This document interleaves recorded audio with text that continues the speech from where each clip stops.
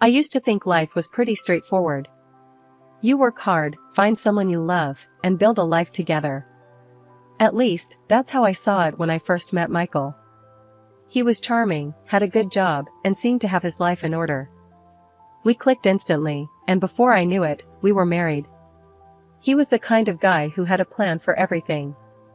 The wedding, the house, our future, it was like he had it all mapped out. I guess I got caught up in it all, thinking I'd hit the jackpot. "Susan, love, you don't need to work anymore," Michael said to me, shortly after our honeymoon. "I've got us covered. You can focus on the house, and soon, we'll start our family. Won't that be wonderful?" It sounded nice at the time. No more waking up early for the daily grind, no more dealing with office politics. Just a peaceful life at home, taking care of the man I loved and our future kids.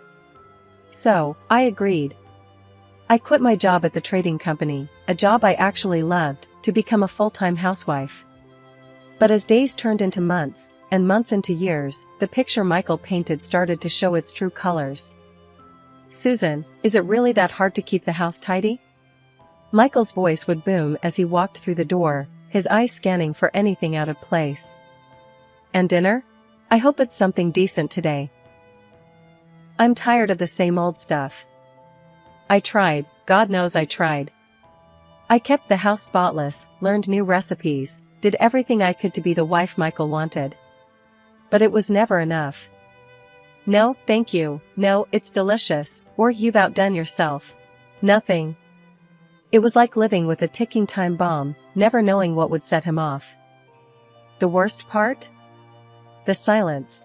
The absence of the pitter-patter of little feet, the laughter of a child, our child.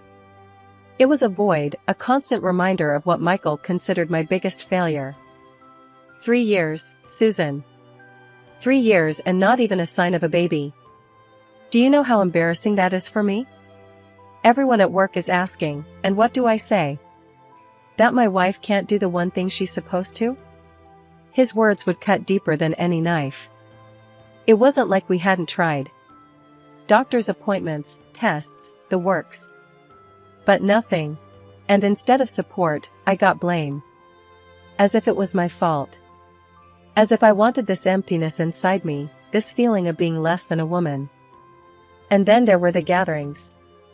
Michael loved showing off our home to his colleagues. Loved playing the big man in front of his friends. And I was reduced to a server, invisible yet scrutinized, bringing in drinks and food, trying to be the perfect hostess, while my insides twisted with every laugh, every shared look between Michael and her, Sarah, his star colleague. "Susan, make sure you don't embarrass me tonight. And keep an eye on Sarah, she likes her drinks a certain way," Michael would say, his eyes never meeting mine, always fixed on something, or someone, far more important. It was a life, sure. But it was a life unraveling, thread by thread, until I felt like I was nothing more than a shadow in my own home, a ghost of the woman I once was. The days began to blur, each one a mirror of the last. Wake up, clean, cook, try to dodge Michael's sharp comments, then sleep, and repeat. It was like living in a loop, a never-ending cycle of chores and criticisms. The house that was supposed to be a home felt more like a prison, and I, its unwilling inmate. "Susan, are you even listening?" Michael's voice snapped me out of my thoughts one evening. I looked up to see him glaring at me, a crease of annoyance on his forehead. I said, "The Hendersons are coming over for dinner tomorrow. Make sure everything is perfect. I won't have you embarrassing me in front of my boss." I nodded, my voice barely a whisper. "Yes, Michael. I'll take care of it." It was always about keeping up appearances, making sure everyone else saw the perfect picture, even if the frame was cracking at the edges. The next day was a flurry of activity. Cleaning, polishing, cooking, the house had to be spotless, the food nothing short of exquisite. It was exhausting, but I had learned long ago that it was better to just do it than to face Michael's wrath. The Hendersons arrived, all smiles and pleasantries. I played the part, the dutiful wife, serving and smiling, but inside, I was screaming. Screaming for a way out, for a moment of peace, for a life that felt like mine. After they left, Michael was in high spirits, the evening a success in his eyes. "See, Susan? When you actually try, things go well. Keep this up, and maybe there won't be as much to complain about." His words stung, but I bit back the tears. Crying never helped, it only made things worse. So, I cleaned up, washing the dishes as the weight of Michael's expectations and my own helplessness settled on my shoulders like a lead cloak. The next morning, I woke up feeling off. My head was spinning, and my stomach churned.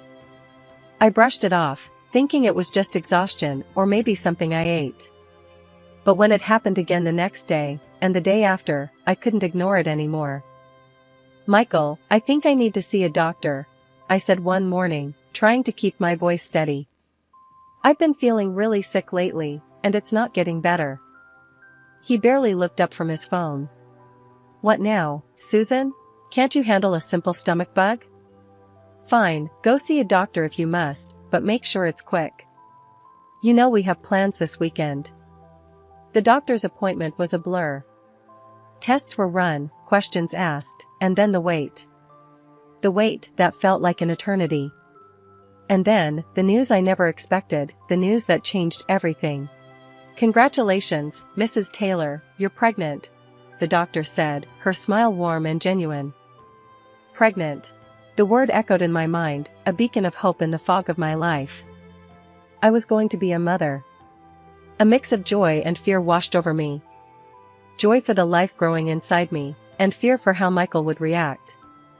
I rushed home, the news burning a hole in my pocket. "Michael," I said, bursting through the door, my heart racing. "I have something to tell you. We're going to have a baby." He looked at me, his expression unreadable. "A baby, huh?" he said, his voice flat. "Well, don't expect this to change anything, Susan.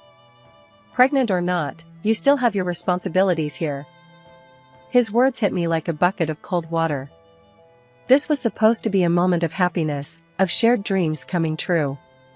Instead, it was just another cold reminder of the life I was trapped in. With the pregnancy confirmed, life took on a strange new rhythm. My body was changing, reacting in ways I had never anticipated.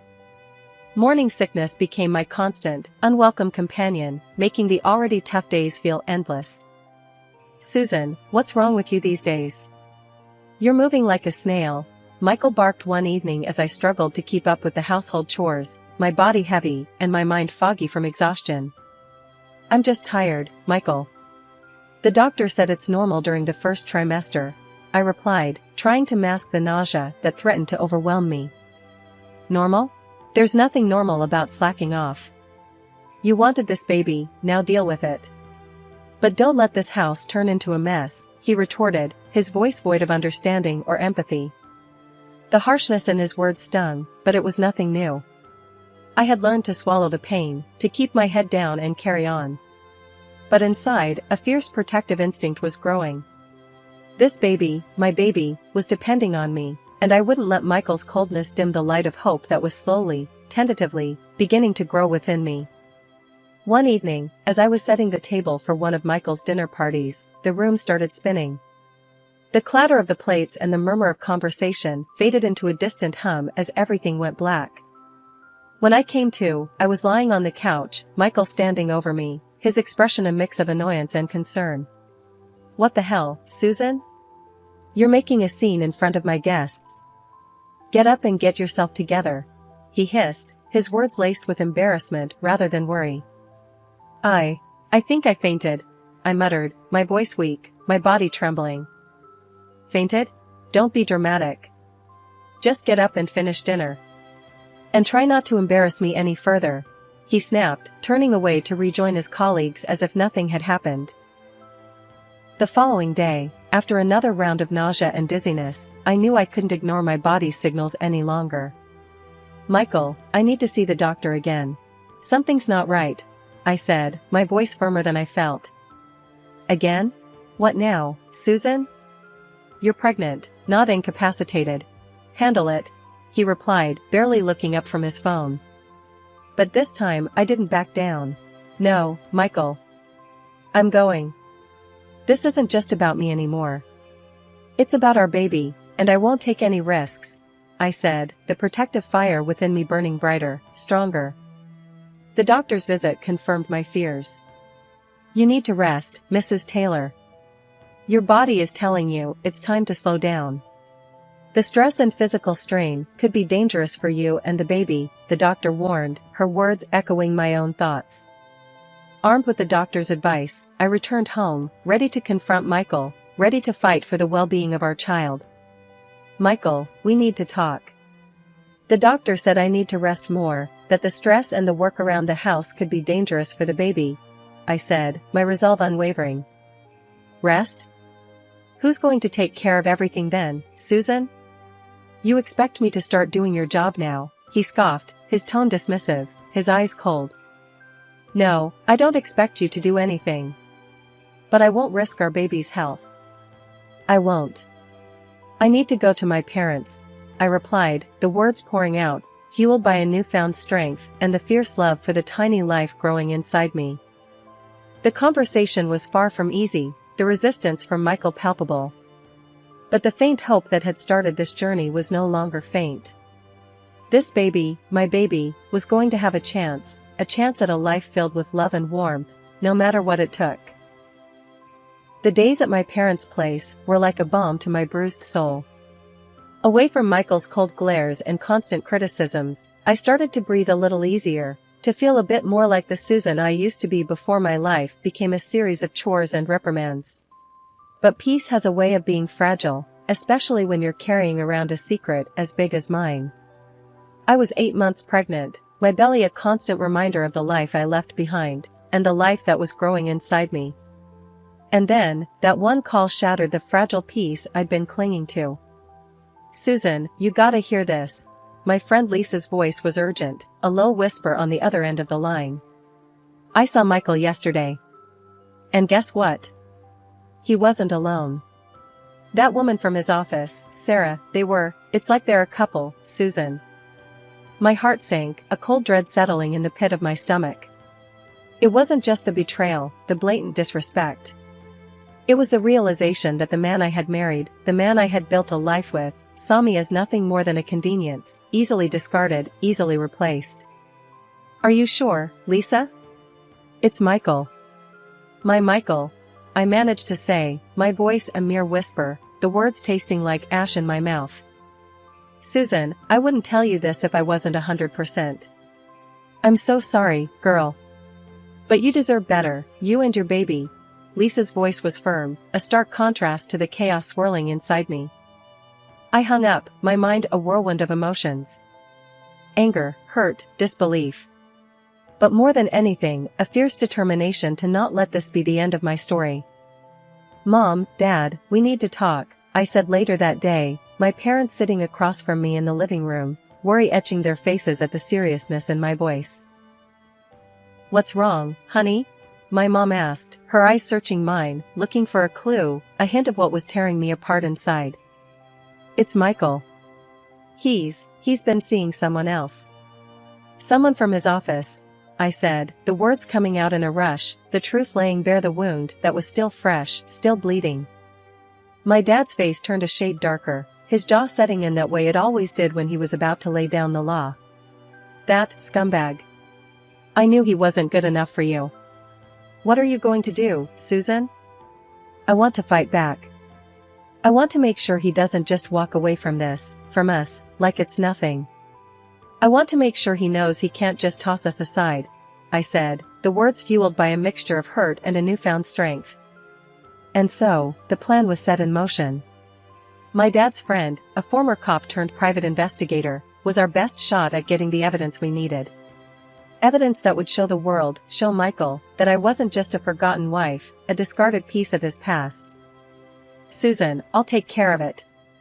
You just focus on yourself and the baby. We'll make sure this guy gets what's coming to him, the investigator, a grizzled man with eyes that had seen too much, assured me. Weeks rolled by, each one stretching longer than the last. The house, usually filled with tension, was now brimming with a silent storm, the kind that threatens to shatter everything in its wake. The private detective had done his job well, too well. The evidence he handed over was damning photos and videos that left no room for doubt. Michael's infidelity was laid bare, each image a stab in my heart. And Sarah, his colleague, the woman I had reluctantly hosted at my husband's request, was at the center of it all. "Can't believe this, can you, Susan?" my mom muttered as we sifted through the evidence one evening. Her face was a mix of anger and sympathy, her hand squeezing mine in a silent show of support. "You gonna let him get away with this? After everything?" I wiped my eyes, the reality of my situation settling like lead in my stomach. No, I can't. But it's not just me anymore. It's her too, I said, my hand instinctively resting on my swollen belly. The baby, my little girl, was due any day now, and she was all that mattered. The birth was a whirlwind, a mix of pain, fear, and overwhelming love. When they placed her in my arms, her tiny fingers curling around mine, the world faded away. She was perfect, a tiny beacon of hope in the storm that was my life. Back at my parents' house, the atmosphere was a mix of joy and worry. My parents doted on their granddaughter, their happiness tinged with concern for the future. "Susan, she's beautiful. She's got your strength, I can tell," my mom said softly, her eyes meeting mine with an understanding that went beyond words. I smiled, the weight of the past weeks easing a bit in her presence. "Thanks, Mom. She's what's keeping me going." My dad, ever the protective figure, glanced at the file that had been burning a hole in my mind. "What's the plan, Susan? You ready to face this storm head-on?" I looked at my daughter, her presence a silent reminder of the strength I had to muster. For her, I'll face anything.